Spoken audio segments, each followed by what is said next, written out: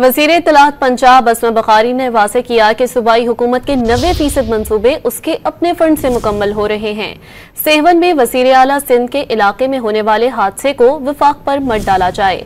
वज़ीर इत्तलात पंजाब असमा बखारी ने सिंध हुकूमत के तर्जुमानों के बयानात पर रद्द अमल में कहा, गुज़िश्ता 16 साल से सिंध में पीपल्स पार्टी की हुकूमत और मुराद अली शाह वज़ीर आला हैं।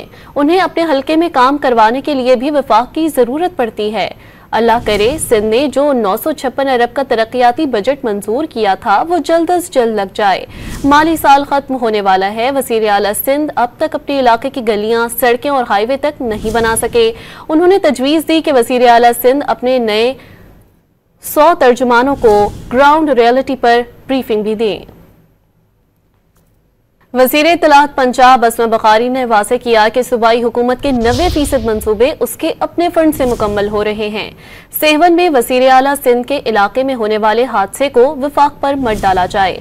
वज़ीर इत्तलात पंजाब असमा बखारी ने सिंध हुकूमत के तर्जुमानों के बयानात पर रद्द अमल में कहा, गुज़िश्ता 16 साल से सिंध में पीपल्स पार्टी की हुकूमत और मुराद अली शाह वज़ीर आला हैं। उन्हें अपने हल्के में काम करवाने के लिए भी वफाक की ज़रूरत पड़ती है।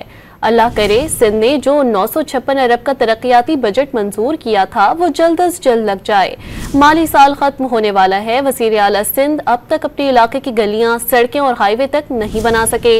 उन्होंने तजवीज़ दी कि वज़ीर आला सिंध अपने नए 100 तर्जुमानों को ग्राउंड रियलिटी पर ब्रीफिंग भी दें।